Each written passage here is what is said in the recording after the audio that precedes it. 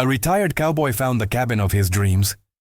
Inside was the outlaw he couldn't capture 20 years earlier. After 40 years hunting dangerous men under the relentless western sun, Sam Thornton finally found what he was searching for. An abandoned cabin in the Colorado mountains, far from everything and everyone. A place to spend his final years in peace, growing his own food, fishing in the nearby river, forgetting the bitter taste of gunpowder. It was perfect. Solid log walls, stone fireplace, views of the valley that took your breath away. He was 65 years old, his knees destroyed, his back in pieces, and had only one desire, to die peacefully in a bed, not in an alley with a bullet in his chest. But when he pushed open the door of that cabin, with his few belongings on his shoulder, he froze. There was someone inside, a man lying on the floor, bleeding, breathing with difficulty, shot, feverish, half dead. Sam drew his revolver instinctively, approached slowly, and when the stranger lifted his face, Sam's world stopped cold. That face, that lightning-shaped scar crossing his left cheek, those unmistakable green eyes. Vincent Holloway, the only man who had escaped from Sam Thornton, the most elusive thief in the West, the ghost who had haunted him for months in 1864, 20 years ago, until he disappeared like smoke into nothing. And now he was there, dying, defenseless, in his cabin. Vincent coughed blood and whispered in a broken voice, "Sam Thornton, after all this time, have you come to finish the job?" Sam aimed the revolver straight at his head and hesitated. Sam Thornton had purchased the cabin without seeing it. An advertisement in the Denver newspaper. Remote property, Colorado mountains, ideal for retirement. 3 acres, nearby river, isolation guaranteed, exactly what he needed. He had spent 40 years as a bounty hunter. He had started young after a gang of rustlers murdered his father and burned his ranch in Texas. Rage turned him into a hunter. Skill turned him into a legend. He captured 200 criminals, some alive, most dead. But the price was high. 3 bullets lodged in his body that doctors could never remove. Scars covering every inch of skin, nightmares every night, and a loneliness so deep that sometimes he wished one of those bullets had killed him. He decided to retire, bought the cabin, packed his few belongings, clothes, provisions, his Winchester rifle, his Colt .45, and a yellowed photograph of his family. The only thing he had left from the past. The journey from Denver took 3 days on horseback. The mountains rose majestically, covered with pines, the clean, cold air filling his lungs. For the first time in decades, Sam felt something like hope. The cabin was exactly where the seller had indicated, small but solid. The door, slightly ajar, moved with the wind. Strange, thought Sam. It should be locked. He dismounted slowly, drew his revolver. Years of instinct screamed at him that something was wrong. He pushed the door with the barrel of the weapon and saw him. A man lying next to the extinguished fireplace, pool of blood under his body, shallow breathing, high fever evident even from a distance. Sam entered cautiously. The revolver aimed, he approached, turned the man over with his boot, and his heart stopped beating. Vincent Holloway, 20 years older, gray beard, deep wrinkles, but unmistakable. The outlaw slowly opened his eyes, recognized Sam, and smiled bitterly. "Of all the cabins in the world, you had to enter this one." Sam squeezed the trigger but did not shoot because there was something in Vincent's gaze that was not that of the thief he remembered. It was the look of a man who was already dead inside. 1864, New Mexico Territory. Sam was then 45 years old and was at the peak of his career. Vincent Holloway had robbed a federal gold shipment valued at $50,000. The reward for his capture was $5,000 alive. Sam pursued him for 4 months from town to town, from desert to mountain, following rumors, clues, corpses. He was cunning, intelligent, elusive, always one step ahead.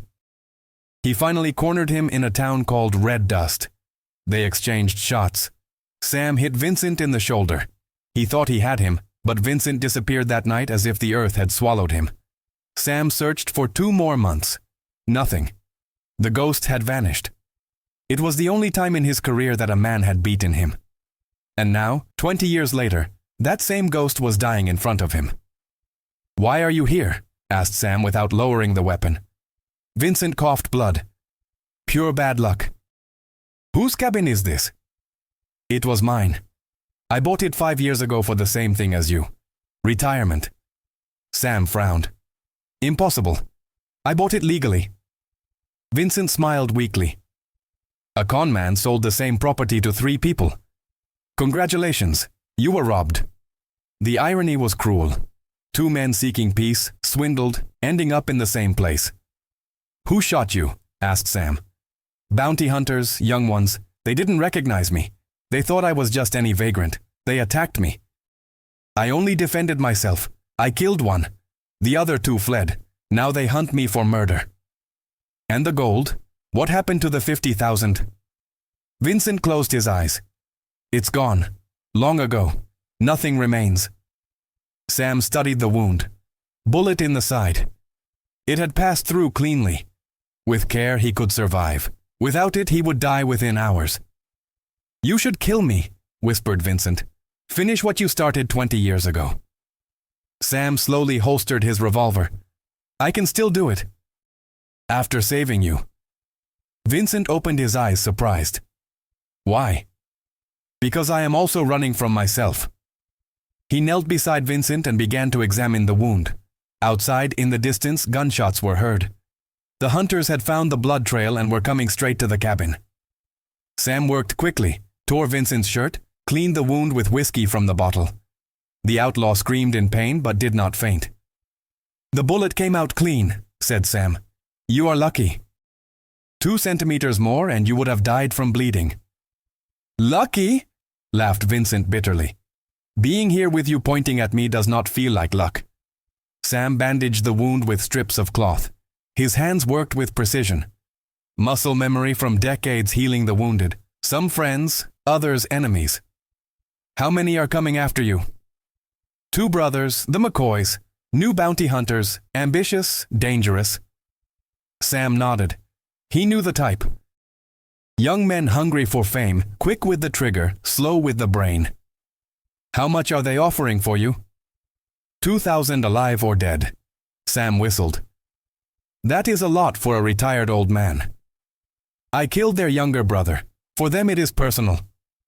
The shots sounded closer, voices shouting in the distance. Holloway, we know you are in there. Come out and we will give you a quick death. Sam looked out the window. 2 silhouettes advanced between the trees, rifles in hand, separated, flanking the cabin. Basic tactics, but effective. You cannot fight in your condition, said Sam. I know, leave me here. Go out the back door. This is not your problem. Sam loaded his Winchester, 6 bullets in the magazine. I made it mine when I decided not to kill you. Vincent looked at him incredulously. Why are you doing this? I am your enemy, the one who got away, your failure. Sam positioned himself next to the window, aiming. 20 years ago, yes. Today you are just an old man trying to survive like me. Outside, one of the McCoys shouted, Last chance, Holloway. Either you come out or we burn the cabin with you inside. Sam responded with a firm voice. The cabin is mine and you are not going to burn anything. Silence. The brothers looked at each other confused. Who the hell are you? Shouted the older one. Someone who is already tired of killing. But if you insist, I will remember how it is done. The McCoys laughed. A mistake because they did not know they had just threatened Samuel Thornton, and Sam never forgave threats. The first shot went through the older brother's hat. The war had just begun. The hat of the older McCoy fell to the ground with a smoking hole. The young man threw himself behind a tree, his heart pounding in his chest. Damn old man almost killed me. His brother Danny McCoy, 20 years old, freckled and nervous, shouted from his position. I told you there was someone else in there, Jake. Jake fired twice toward the window. The bullet splintered the wooden frame. Sam crouched calmly, mentally counting the shots. Lever-action rifles, 5 bullets each. They already spent 3 between both.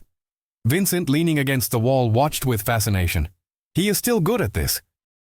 It is never forgotten, responded Sam without taking his eyes off the window. Jake shouted, Old man, I do not know who you are, but Holloway is ours. He has a price on his head. Do not interfere. Sam responded calmly. The price is 2,000. I earned more than that in a single day. I am not impressed. Who the hell are you? Someone you should fear. Danny, impatient, tried to flank from the right. He moved quickly between the trees, thinking Sam would not see him. Mistake.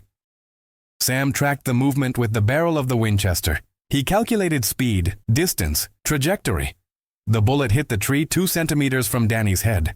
The young man screamed and threw himself to the ground. Jesus, this guy does not miss, Jake began to suspect. Who are you, old man? Marshal? Sheriff? I was a bounty hunter like you, but better. A long silence. Jake and Danny exchanged nervous glances. Samuel Thornton? Asked Jake with a trembling voice. Sam did not respond. He did not need to. Danny turned pale. Jake, we have to leave. That guy is a legend. He killed more than 100 men. 200, corrected Sam. But I stopped counting after 100. Vincent laughed from the floor. You were always modest, Jake shouted desperately. Mr. Thornton, we do not want trouble with you. We just want Holloway. He has a price. Not anymore. Now he is under my protection. Why? What is he to you? Sam looked at Vincent. The outlaw awaited the answer as much as the McCoys. He is my ticket to hell. And if I am going to fall, I prefer to fall doing something good for once. Vincent closed his eyes. For the first time in 20 years, he felt something like respect. Jake made a decision. To hell with this, Danny. Attack. The two brothers came out of their cover shooting, and Sam taught them why legends never die. Jake and Danny ran toward the cabin screaming, firing wildly. The bullets hit the walls, broke windows, destroyed wood. But Sam was no longer where they thought. He had moved to the second window, calm, breathing in a controlled manner. He aimed, waited, and fired. The bullet hit Jake's rifle, tearing it from his hands. The young man screamed in pain, his fingers numb from the impact. Second bullet. It hit the ground in front of Danny, raising a cloud of dirt that momentarily blinded him. The brothers threw themselves to the ground, terrified. We cannot get closer, shouted Danny. We have to surround him. Jake crawled toward one side of the cabin, but Sam had already anticipated it. He went out the back door in silence. He moved between the trees with measured steps. Years of hunting men had taught him to move like a shadow. He positioned himself behind Jake, waited. The young man advanced, crouched, concentrated on the cabin, not realizing that danger was at his back. Sam cocked the Winchester. Jake froze. Do not move, boy! The young man swallowed, slowly released his rifle. Please do not kill me. It depends on you. How valuable is your pride? Danny, hearing Sam's voice, aimed toward the sound. He fired without seeing. The bullet whistled near Sam, too close. Sam had no choice. He turned and fired. The bullet went through Danny's shoulder. The young man fell screaming, dropping his weapon.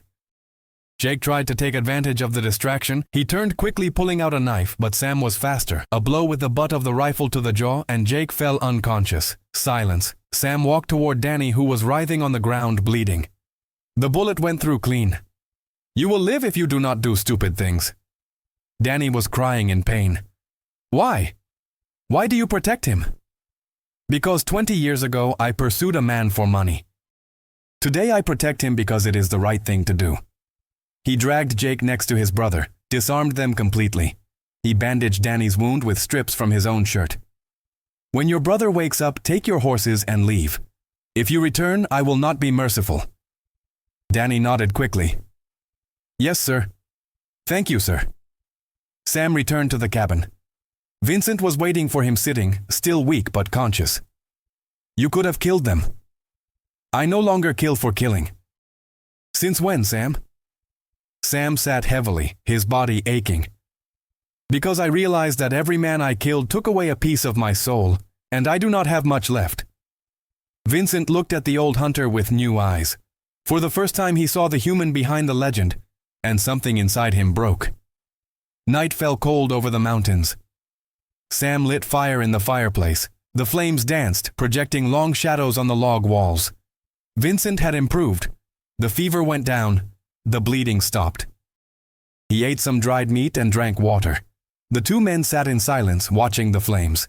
Two strangers, two enemies, two survivors of the same brutal world.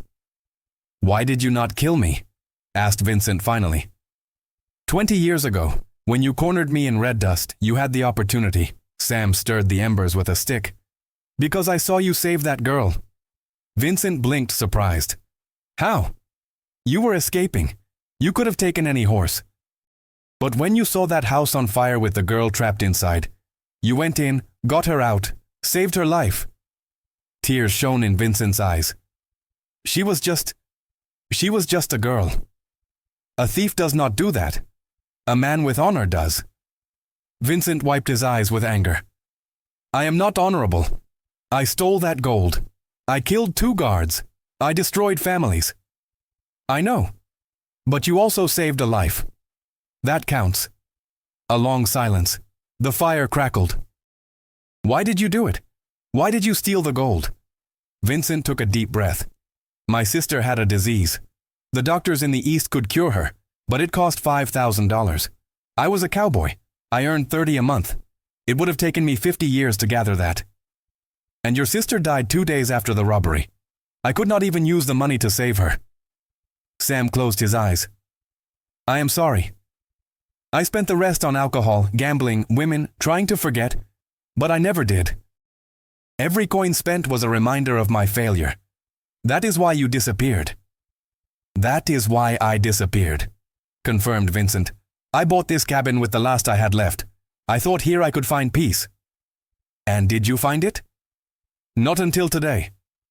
Sam looked at him confused. Vincent smiled sadly. For the first time in 20 years, someone saw me as more than a criminal. You saw me as human. That is more than I deserve. Sam extended his hand. Clean slate. Vincent shook it firmly. Clean slate. Outside, the wind blew through the pines, and 2 old enemies became something neither expected, friends. But the peace would not last long because the McCoy brothers had lied. They were not alone, and the real danger was just beginning. Sam woke at dawn with a dark premonition. Years of instinct screamed danger at him. He got up in silence. Vincent slept by the fire, breathing calmly. The wound was healing well. Sam took his rifle and went out to the porch. The valley was covered in fog. Very beautiful, silent, too silent. The birds were not singing. Bad sign. He scanned the horizon. Nothing. But he knew something was wrong. Then he saw it. Smoke in the distance, near where he had left the McCoy brothers the night before. Damnation. He went back inside. He woke Vincent. We have company. Vincent sat up with difficulty. The McCoys. Or someone worse. They did not have to wait long to find out. An hour later, the sound of multiple hooves echoed in the forest. Not 2 horses, 10, maybe more. Sam closed doors and windows, loaded all the weapons, 2 rifles, 3 revolvers, sawed-off shotgun. Can you shoot? He asked Vincent. The outlaw grabbed a revolver. With one hand, yes. The voices arrived before the men. Samuel Thornton, come out of there. We know you are inside. Sam recognized the voice. Marcus Dane, former bounty hunter, now leader of a band of mercenaries who worked for whoever paid the most. What do you want, Dane? Vincent Holloway. The McCoys hired us, paid well. $2,000 per head to split among us. Sam cursed. The McCoys had called for reinforcements before attacking the cabin. Smart. Holloway is not going anywhere. Then you will die with him, old man. We are 12. You are 1. 2, corrected Vincent from inside. Dane laughed. An old man and a wounded man. The math is not on your side. Sam looked through a crack. Indeed, 12 men surrounded the cabin, armed to the teeth. Professionals. This does not have to end in blood, shouted Dane. Hand over Holloway and I let you go. I will even pay you your part. $100 for your silence. Sam spat. You offend me. Then you choose death. I choose to fight. Vincent grabbed his shoulder. Sam, there are too many. You cannot win this. Sam loaded his Winchester. Maybe, but I am going to make them suffer trying. Dane sighed. You have 5 minutes to think better. Sam used those 5 minutes to prepare the cabin. He overturned furniture as barricades. He opened small cracks to shoot. He distributed the weapons strategically. Vincent watched him with admiration and horror. Why are you doing this? You do not really know me. You owe me nothing. Sam looked him straight in the eyes. Because 40 years ago, I let my family die because I was hunting men for money. Today, I choose differently. The 5 minutes ended and hell broke loose. The shots exploded from all directions. The bullets pierced the log walls. They splintered wood, broke everything in their path. Sam and Vincent threw themselves to the ground. The noise was deafening. They want to soften us up before entering, shouted Sam over the din. He waited, counted. When the shots ceased momentarily to reload, he looked out through a crack and fired. A mercenary screamed, falling wounded in the leg. 11, shouted Sam. Vincent, leaning against the wall, fired through another crack. 2 shots. One hit a tree, the other hit another mercenary's arm. 10, celebrated Vincent. But there were too many. The mercenaries attacked in a coordinated manner, 2 distracted from the front while others flanked from the sides. A window exploded, glass flew everywhere. Sam rolled, avoided the glass, fired back. Another mercenary fell. 9. But Sam knew this was unsustainable. They had limited ammunition. The mercenaries could wait, besiege, burn the cabin if they wanted. "We need a plan," shouted Vincent while reloading. "I have one. Survive," Dane shouted from outside. "Thornton, last chance." Sam did not respond. He just fired. The bullet passed so close to Dane's head that the mercenary felt the hot air grazing his cheek. "To hell with this," roared Dane. "Burn the cabin." 2 men ran toward the structure with lit torches. Sam saw them coming, fired at the first one. He fell before reaching the wall. But the second one made it. He threw the torch, it fell on the dry wooden roof. The flames began to spread. Vincent looked up with horror. "Sam." "I know." The smoke started to fill the cabin. The heat became suffocating. "We have to get out," coughed Vincent. "If we go out, they kill us. But if we stay, we die burned." Sam thought quickly, looked toward the back door, toward the dense forest beyond. "There is a third option." "Which?" Sam smiled, a crazy smile, desperate, suicidal. "We run like hell and pray." The flames devoured the roof. The smoke choked them. There was no more time for plans, only to run or die. Sam kicked the back door. "Now!" The 2 men shot out toward the trees, and a rain of bullets pursued them. The bullets whistled around Sam and Vincent as they ran desperately toward the forest. The trees exploded around them, bark and splinters flying. Vincent limped, his wound bleeding again from the effort. Sam held him, half dragging him, firing his revolver backward without looking. "Do not stop!" shouted Sam. They reached the tree line. The cover gave them seconds of advantage. They threw themselves behind a fallen trunk, breathing like horses after a race. Behind they heard Dane shouting orders. 5 to the left, 5 to the right, do not let them escape. Sam checked his ammunition. 3 bullets in the revolver, 4 in the Winchester. Vincent had 2 shots in his Colt. 9 bullets, 9 remaining mercenaries plus Dane. The math was clear, it was not enough. "Listen to me," said Sam, breathing heavily. "There is a ravine half a kilometer to the north. If we get there, we can defend ourselves better. High ground." Vincent coughed blood.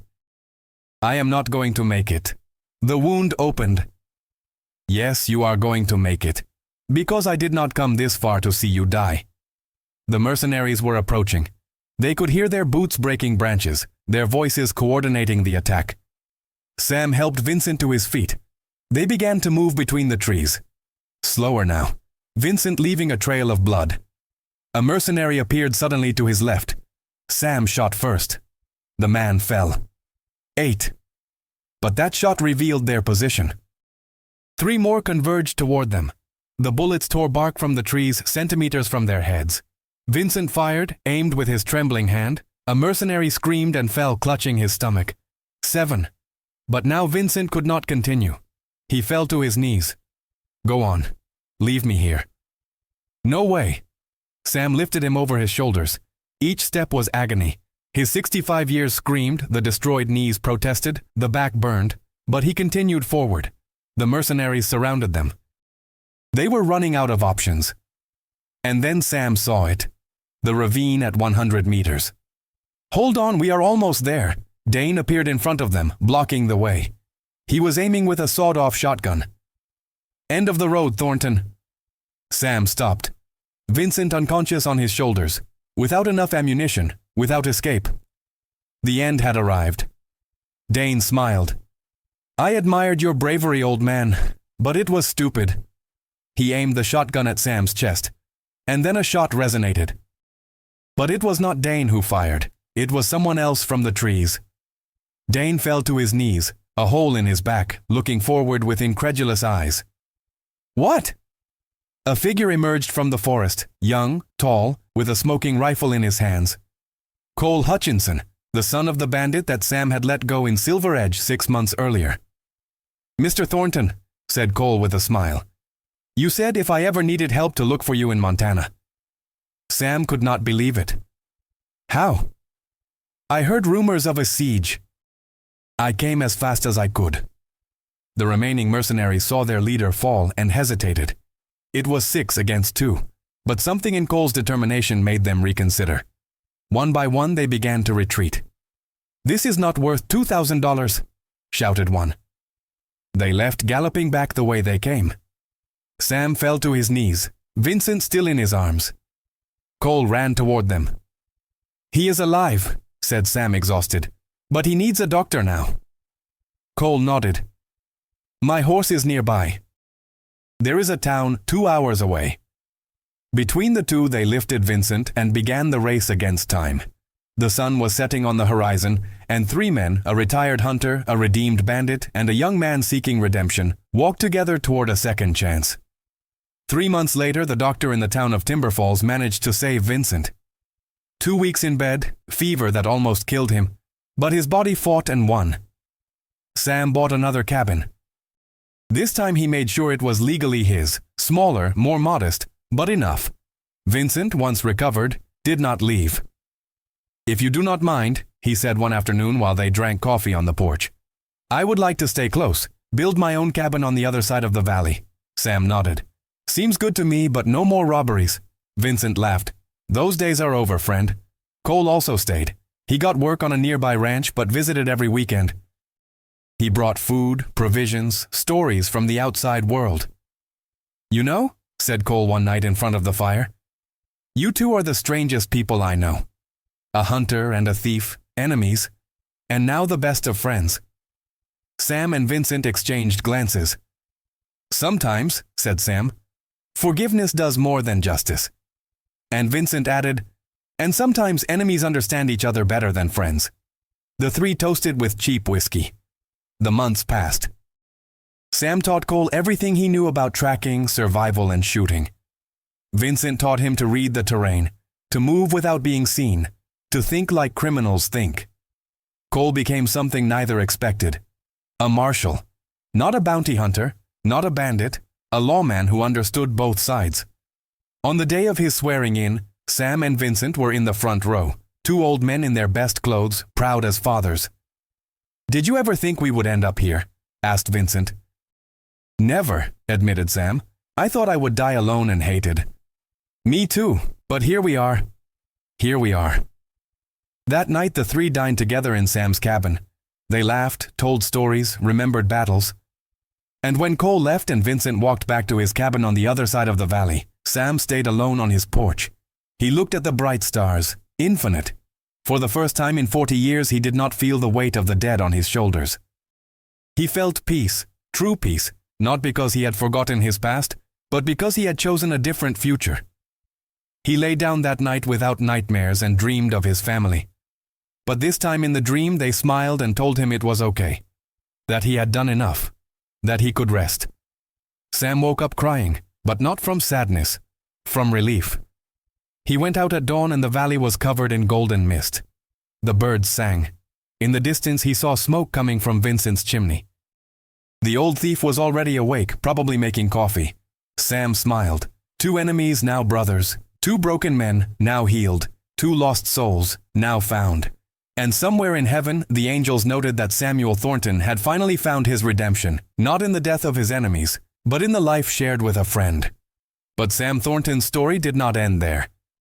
The legend that had protected Vincent Holloway in that besieged cabin would continue to echo through the mountains and valleys of Colorado. Word spread quickly through the territory. Samuel Thornton, the greatest bounty hunter the West had ever known, had turned his back on a $2,000 reward to protect an old outlaw. Some called him a fool. Others called him a traitor to his profession. But those who truly understood the weight of a life lived in violence called him something else. Redeemed. The winter came harsh that year.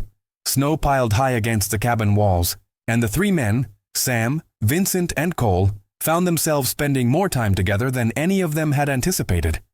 They shared meals, stories, and slowly, without realizing it, they built something that none of them had experienced in years: a family. Not bound by blood, but by something stronger: choice. Sam taught them both the art of patience. In his years hunting men, he had learned that the greatest weapon was not speed or accuracy, but the ability to wait, to watch, to understand. Most men lose because they act too quickly, he told them one evening as they cleaned their weapons by the fireplace. They see an opportunity and they take it without thinking. But the patient man, he waits for the right moment, and when it comes, he does not miss. Vincent shared his own wisdom, born from years of running and hiding. The world sees what it expects to see, he explained. If you dress like a rancher, walk like a rancher, talk like a rancher, people will assume you are a rancher. I survived 20 years not by being invisible, but by being exactly what people expected to see in each place I went. Cole absorbed everything like a sponge, his young mind eager to understand the complex world these two old warriors had navigated for so long. But he also brought something they had lost: hope. His youth, his optimism, his belief that the world could be better than it was, slowly infected both Sam and Vincent. "You know what I think?" Cole said one night after they had all had perhaps a bit too much whiskey. "I think the West is changing. The railroad is coming, towns are growing, law is spreading. Men like you two, you are the last of something. But men like me, we could be the first of something new. Law with understanding. Justice with mercy." Sam and Vincent looked at each other, and in that moment, they both understood why they had saved each other, why they had protected Cole, why this strange family had formed. They were passing something forward, ensuring that the lessons learned through pain and blood would not be lost, but transformed into something better. The spring brought new challenges. A group of settlers moved into the valley, families looking for land to farm and raise their children. At first, the locals were suspicious of Sam and Vincent. Rumors had spread about the siege, about the bodies left behind, about two old gunmen living in the hills. But Cole, wearing his marshal's badge now, vouched for them. He told carefully edited versions of their stories, emphasizing redemption over violence, character over past deeds. Slowly, the community accepted them. Sam found himself helping build barns and fences, his strong back still useful despite the years. Vincent, with his quick mind and silver tongue, helped mediate disputes between settlers, finding solutions that satisfied everyone. They had become, against all odds, pillars of a growing community. But peace, as Sam well knew, was always temporary in the West. One summer afternoon, a rider came fast into the valley, his horse lathered with sweat. He was looking for Marshal Hutchinson with urgent news. A gang was moving through the territory, 10 men led by a vicious killer named Blackjack Reeves. They had burned 2 farms and killed a family in the next county. They were headed this way. Cole came immediately to Sam and Vincent. "I need to ride out and meet them, try to turn them back before they reach the valley. But I could use help. I know I have no right to ask, but you two, you know how men like this think." Sam looked at Vincent. Both old men were thinking the same thing. They had promised themselves they were done with violence, done with killing. They had found peace, built something good. Going back to that life even for a day could shatter everything they had worked for. But they also knew what men like Blackjack Reeves would do to the families in the valley, to the children, to the innocent people who had accepted them despite their pasts. "We will go," said Sam finally. "But we tried talking first. No shooting unless they start it." Vincent nodded in agreement. "The old way failed us both. Let us try the new way first." Cole smiled with relief and gratitude. "Thank you, both of you." The 3 men rode out at dawn, armed but hoping they would not need their weapons. They found the gang camped by a river, confident and loud, already drinking despite the early hour. Blackjack Reeves was exactly what Sam expected: young, cruel, with dead eyes that had seen too much violence too soon. "We are here to ask you to turn back," said Cole, his voice steady despite his youth. "There is nothing for you in this valley but farmers and families. No banks, no payroll, nothing worth taking." Blackjack laughed, a sound without humor. "Maybe we just want to have some fun, Marshal. Maybe we are tired of riding and want to settle down for a few days. Rest up, enjoy some hospitality." His men laughed with him, and the meaning was clear. "That is not going to happen," said Sam, his voice carrying the weight of 40 years of authority. Blackjack's eyes focused on the old man, and something flickered in them, recognition perhaps, or just the instinct of a predator sensing another predator. Who are you, old-timer? Someone who has killed more men than you have years. Someone who is asking you one last time to turn around and ride away. Blackjack studied Sam for a long moment, then looked at Vincent and Cole. 3 against 10. You are either brave or stupid. Maybe both, said Vincent with a slight smile. But also experienced. We have all been where you are, boy. Thought we were invincible, thought violence was strength. But look at us. Old, scarred, haunted by ghosts. Is that really what you want? For a moment, something human flickered in Blackjack's eyes. A moment of doubt, of recognition that these old men were showing him his future. But then it was gone, replaced by pride and anger. You talk too much, old man. His hand moved toward his gun. What happened next became legend in those parts. Sam drew and fired in one smooth motion, the decades falling away. The bullet took Blackjack's gun from his hand before the young outlaw had even cleared leather. Vincent had moved simultaneously, his revolver aimed at the heart of Blackjack's second in command. Cole had not drawn at all, but his rifle was suddenly in his hands, pointed steadily at the group. Nobody else has to die today, said Sam calmly, as if he had not just performed one of the fastest draws any of them had ever seen. Your leader is disarmed. You are all covered. You can ride away right now, or you can see how many of you can die before we go down. Your choice. The gang members looked at each other, looked at their disarmed leader clutching his stinging hand, and made the smart choice. This is not worth it, said one, already turning his horse. Let us go. Within minutes, all 10 riders were heading back the way they had come.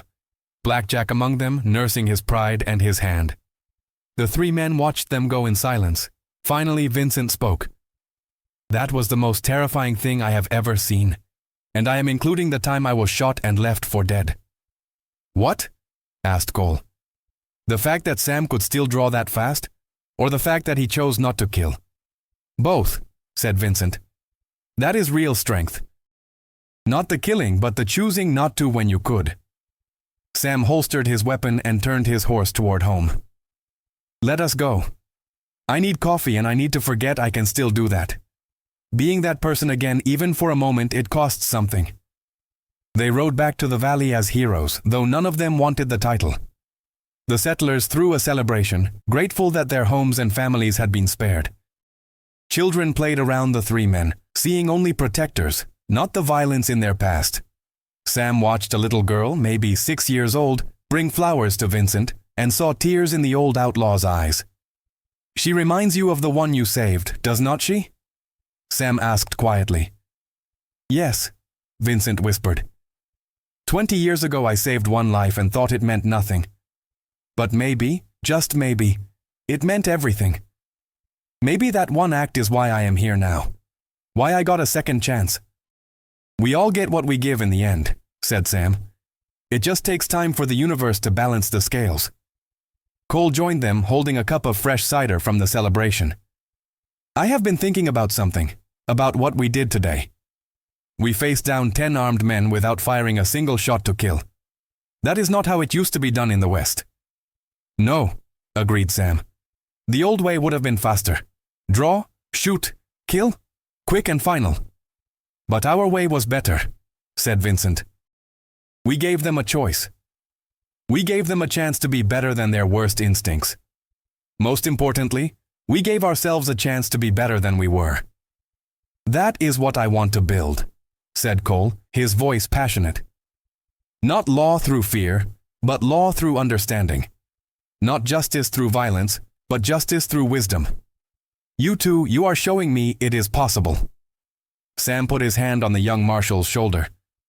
It is possible, son. But it is also harder. The easy path is always violence. The bullet is always faster than the word, but the word lasts longer, changes more, builds instead of destroys. Vincent added, just remember, Cole, sometimes violence is necessary. We did not become peaceful by denying what we are, but by choosing carefully when to be it. Today we had a choice. Tomorrow we might not. The years passed more peacefully after that. Sam's hair turned completely white, and his steps slowed even more. Vincent's cough, which had started that winter, never quite went away. a reminder of the bullet wound that nearly killed him and the years of hard living before it. Cole married a schoolteacher from the valley, a smart woman named Sarah, who saw past his violent profession to the good man beneath. They had 2 children, both of whom called Sam and Vincent grandfather, and neither old man ever corrected them. On warm evenings, the 5 of them, Sam, Vincent, Cole, Sarah, and the children, would sit on the porch of what had become known as the old cabin, though Sam had built a bigger house for Cole's family. They would watch the sun set over the valley, painting the mountains in shades of gold and purple. The children would beg for stories, and the 3 men would carefully edit their past, turning violence into adventure, death into narrow escapes, pain into humor. "Tell us about the siege," the oldest child, a boy named Samuel after the old hunter, would plead. "Tell us how Grandpa Sam protected Grandpa Vincent from the bad men." And Sam would tell it, but not as it was.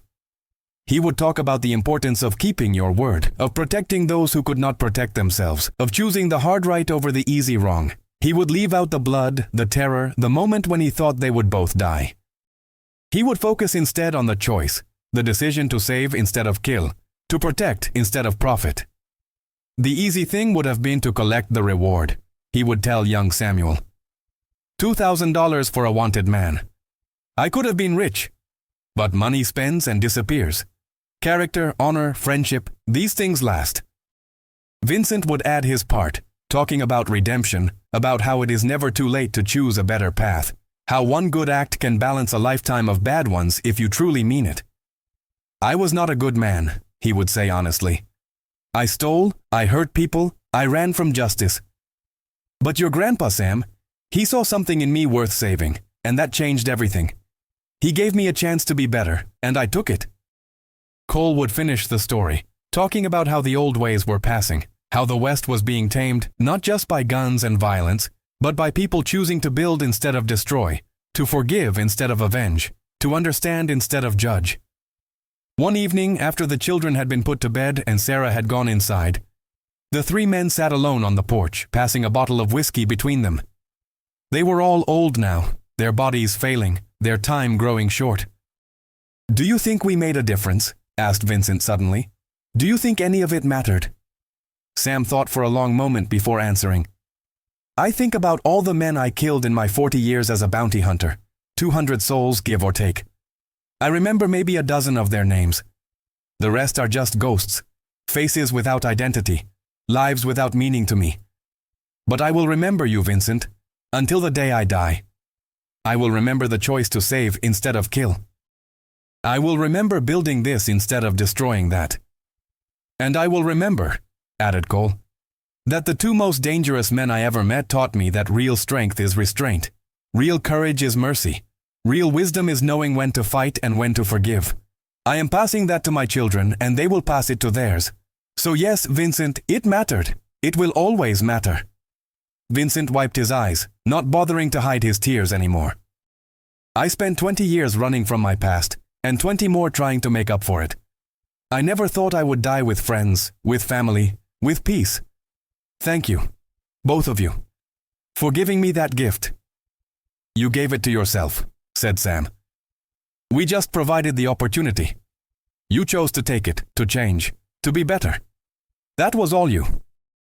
They sat in comfortable silence as the stars came out, 3 old warriors finally at rest, their battles behind them, their demons conquered not through violence but through choice. The cabin that had been besieged, where blood had been spilled and lives had hung in the balance, was now a home filled with laughter and love.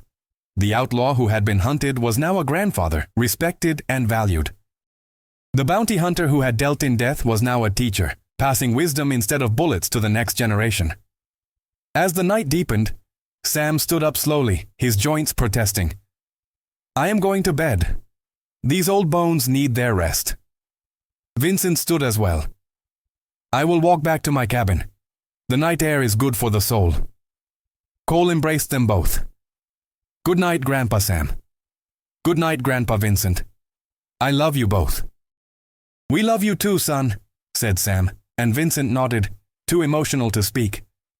The 2 old men walked together to the edge of the property, where the path split, one way leading to Sam's house, the other to Vincent's cabin across the valley. "We made it, Sam," said Vincent. 2 old fools who should have died a dozen times over. and we made it to the end with honor." "Not the end yet," said Sam with a smile. "We have got a few more sunsets left in us."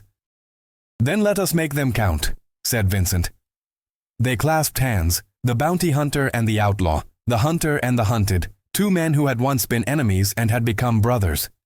Then they walked their separate ways into the darkness, each carrying the peace that comes from a life well finished, from choices well made, from redemption earned and freely given. Sam Thornton died 3 years later, in his sleep, in his bed, exactly as he had wished. Vincent Holloway spoke at the funeral, telling the true story of the siege, of the cabin surrounded by killers, of the legendary old man who had chosen mercy over justice, friendship over profit, life over death. "He saved my life that day," Vincent told the gathered crowd, his voice strong despite his years. "But more than that, he saved my soul. He showed me that it is never too late to be better, to choose differently, to make the past mean something by changing the future." Sam Thornton was a legend, but not for the reasons most people think. He was a legend because he knew when to stop being what the world expected and start being what the world needed. Vincent lived another 2 years after Sam's death.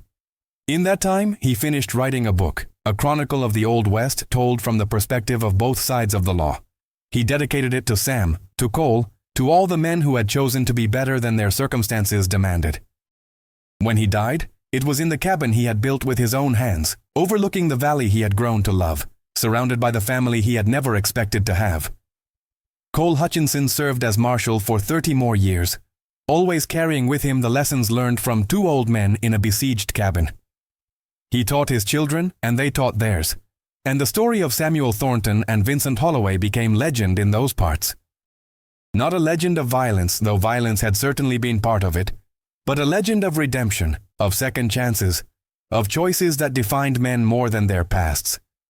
The cabin where it all happened still stands today, maintained by Cole's descendants. It is a monument now, a reminder that even in the brutal West, even among violent men, mercy and friendship could flourish. Tourists come to see it, to hear the story, to understand that legends are not always made in moments of violence, but sometimes in moments of restraint, of compassion, of one man choosing to save another when all logic said he should kill.